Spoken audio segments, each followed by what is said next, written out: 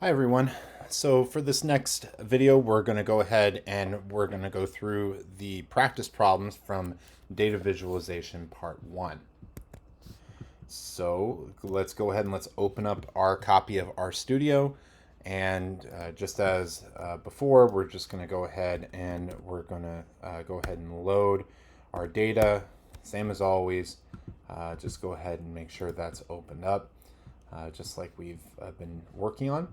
And so we'll go through these questions relatively quickly now. So first, first question is there a group difference in 6-minute walk at midpoint when controlling for age, sex, and baseline 6-minute walk? So first thing that we're going to have to do is just like before, I'm not going to go through in detail how we get to this point, but we're just going to need to change and shape our data into a wide format. Again, we're going to figure out what our varying variables are.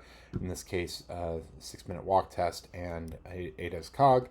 Then we're going to go ahead and set our baseline variables, so any variable that we're assuming is not changing from baseline.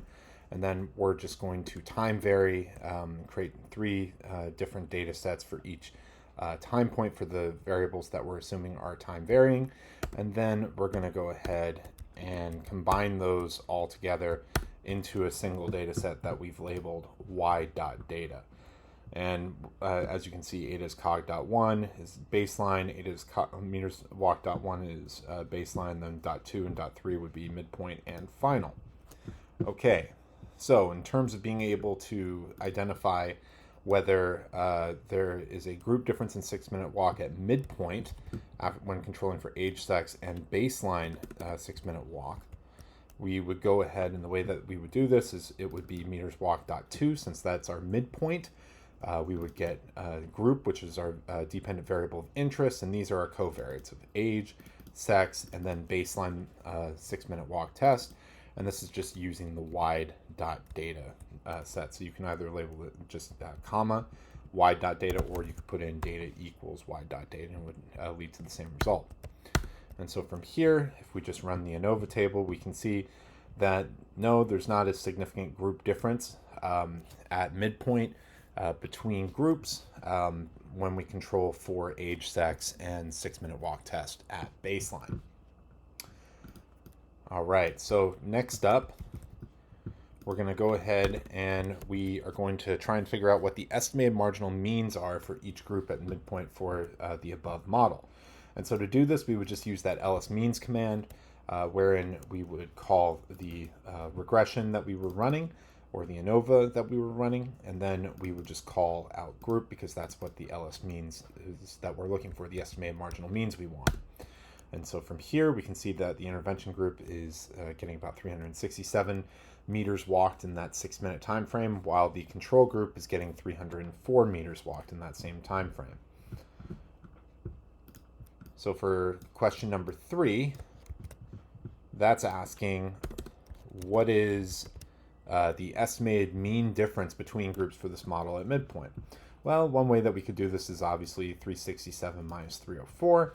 And that would tell us that there's 63 meters difference between the two, but a more accurate way of doing this is with the contrast statement. So we would go ahead and we'll just run a contrast statement just as you see above, and then we can see that there's a 62.5 meter difference between groups.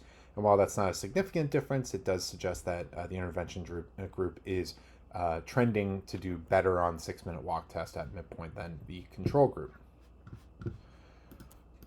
And so next, what is the estimated mean difference between the sexes without respect to group in this model? So for this, we're doing the same linear regression, but this time we're now interested in understanding sex differences in 6-minute walk test at midpoint. So we're going to do the same model, and now we're just looking at sex, and we can see that there is a 44.3 meter difference in sex. So males again represent 1, females represent 0. So males are getting about 44 meters more than females, irrespective of the group that they were assigned to. Okay, so all of this is of course making way for our ability to visualize what these data look like. So we need, in order to be able to graph the group differences in the 6-minute walk, and again, we're going to see if we can make these differences a little bit colorful, is we're going to go ahead and we are going to create a data frame based on that LS means.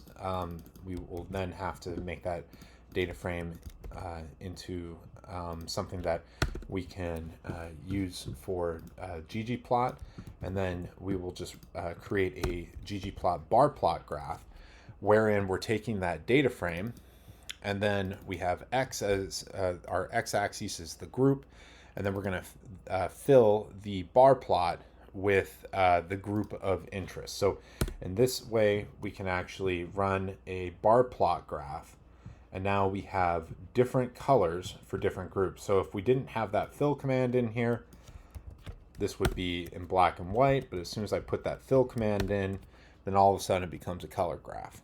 So as we can see now, we can look at the group differences between the control group and the intervention group.